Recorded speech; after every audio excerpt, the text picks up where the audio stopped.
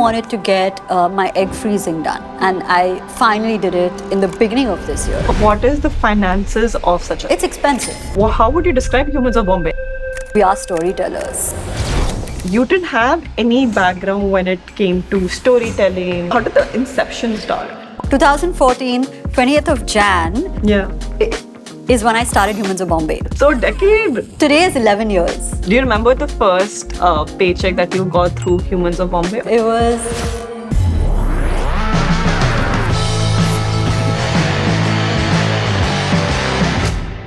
How do you think you'll describe Humans of Bombay? Because when somebody asks me what is Humans of Bombay, I can't say it's a page anymore because it's not. Yeah. I don't know if I can say it's a media house.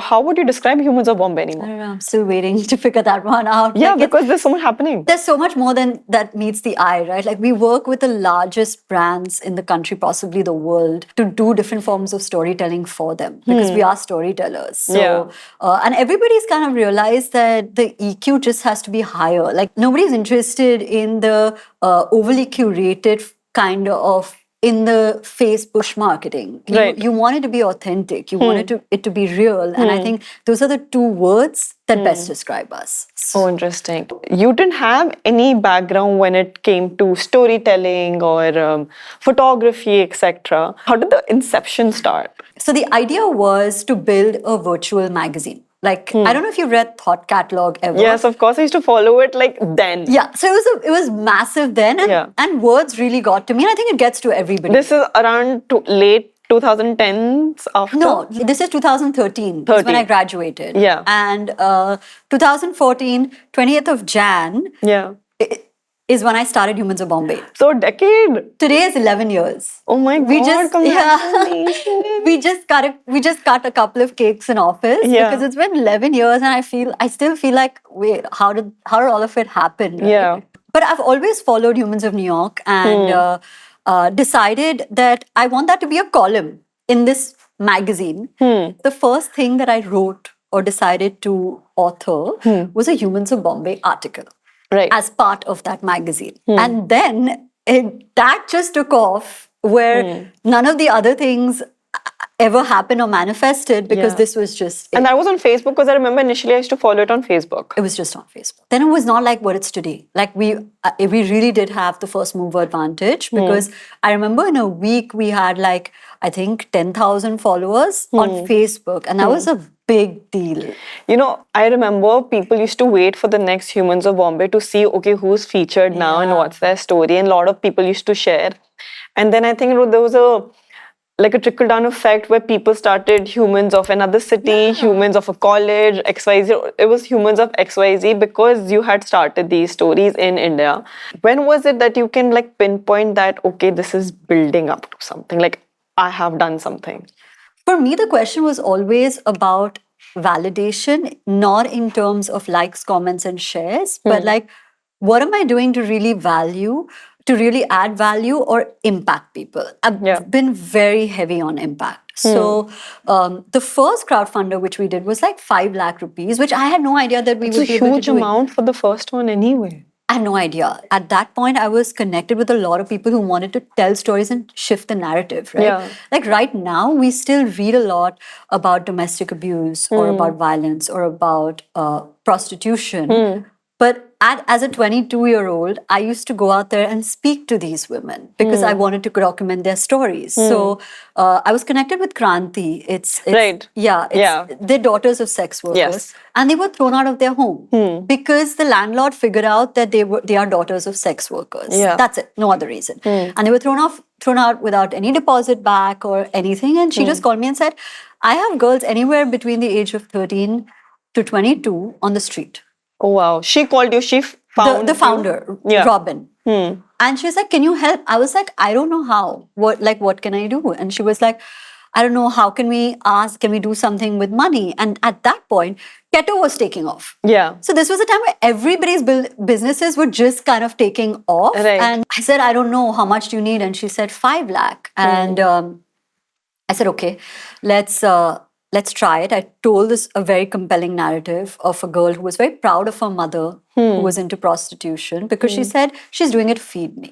And why do you point fingers at her when point fingers at the people who come to avail her services, not her. And it was a very interesting perspective back then. And we ended up raising 6.5 lakhs. Amazing. And they were off the street. So that's the first time I felt like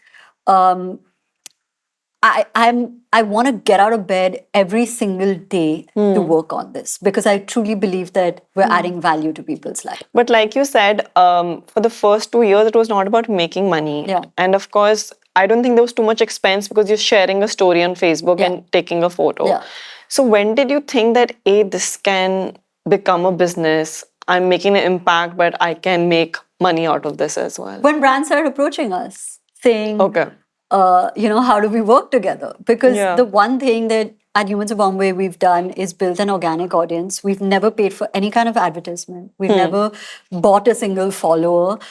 Every person of the approximately 7 million people who follow us across channels do it because they want to do it. Oh, wow. Yeah. Do you remember the first paycheck that you got through Humans of Bombay? Or the first amount that Humans of Bombay made? Of course. What was it? It was 4-5 lakhs. And what was the deal? It was a travel company. Okay. And that was the first, and simultaneously something else happened with a beauty brand for stories of women. So these two happened parallelly, but the travel one was, I think, 4 or 5, and it felt massive. Up until that point, understand that the general narrative was it's a hobby.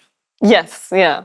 You're doing this because you're bored, and you're doing this because you really have nothing else People to do. didn't find the merit in it. Yeah. Yeah. And like, yeah, it's cool, and like people like it, and people look forward to the stories, but what then, right? Yeah. And like this is a general thematic response, not just from external people, but even like friends and family, right? Because at this point then my friends are getting high paying jobs, Yeah. and doing things that you can legitimately put on a resume. And for me, it was I started a Facebook page. It's amazing that we're able to support 40 people. Like we employ 40 amazingly talented people at Humans of Bombay. Currently, it's a 40. Currently. And you started with just yourself.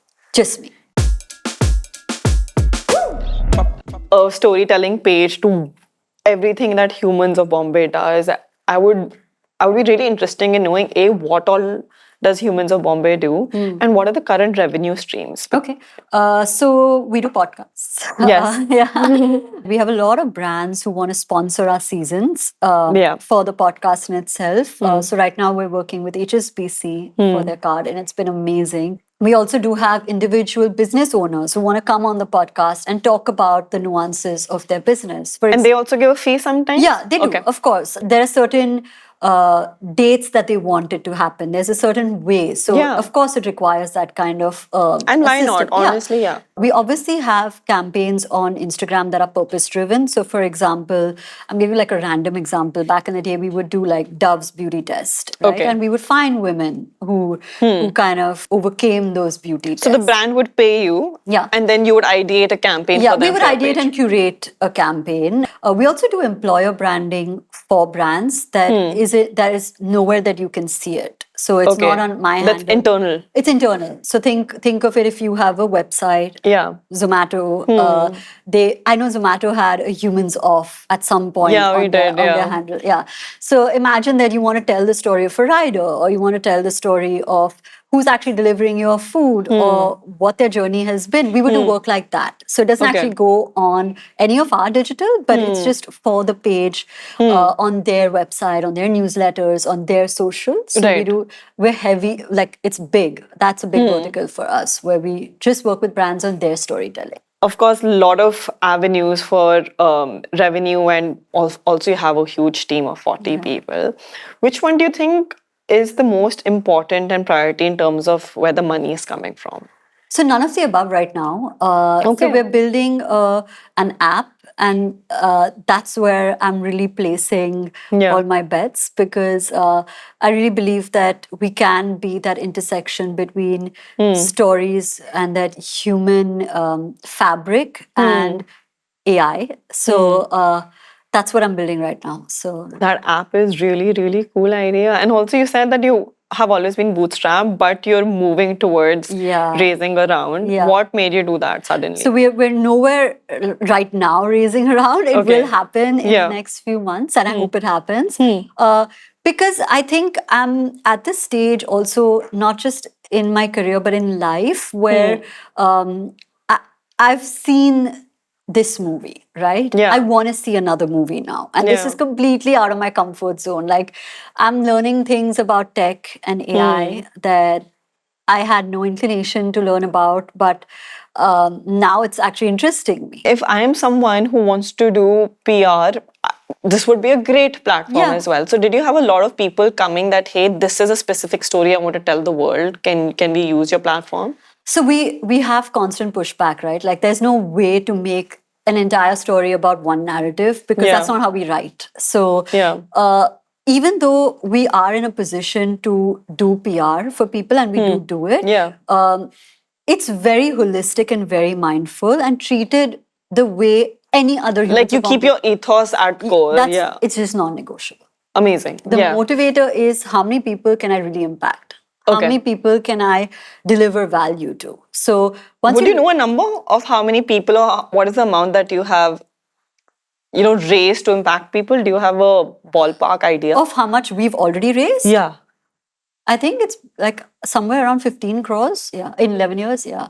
And that's a Yeah. huge amount. Yeah. Very, very credible thing that you've Yeah, done. a huge chunk of it was actually during COVID. So we did about 1.8 CR in COVID. Yeah. Through with Hemkund Foundation. Were you a founder that was drawing salary from the business, or Yeah. you were just pumping No, money throughout? I drew a salary. You drew a Because, yeah, I wanted my books to be the way books should be. Yeah. Like, it should be thorough and it should be complete. Yeah. So I drew a salary. How do you deal with your money? Do you invest in it? What is your ideology towards money?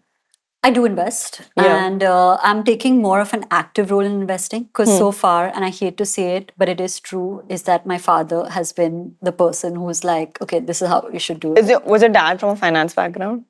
Was he a businessman? No, but he does. He trades stocks, so Okay. he gets it, He gets right? Yeah. So, but now I'm taking more of an interest in that. But are there certain portfolios that you really get into, whether it's stock market or it's mutual funds, property, gold, etc.? Like, do you have a...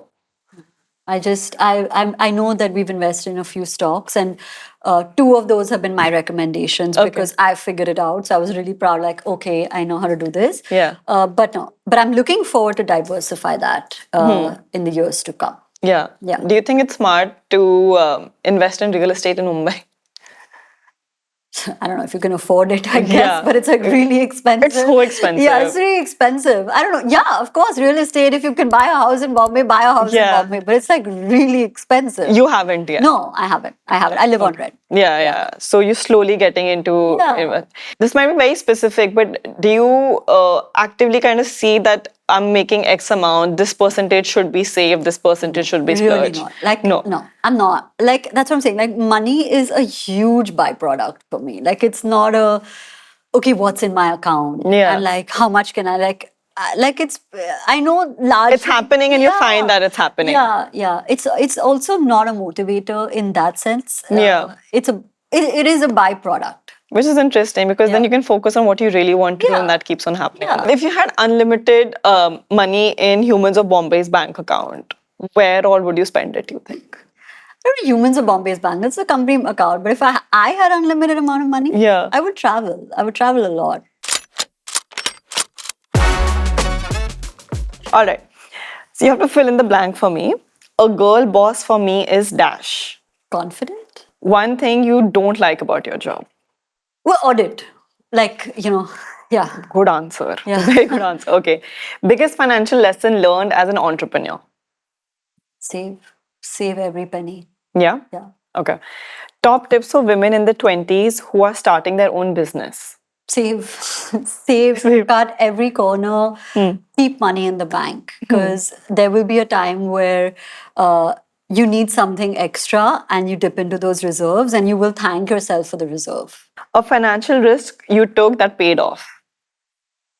The podcast. We started like 2.5 years ago. Yeah. And it was just off a whim. We were like, yeah, cool, let's do a podcast. And now like we have a studio and we have like Your partners, you have we have partners, sponsors. yeah. So it became that IP. Yeah, amazing.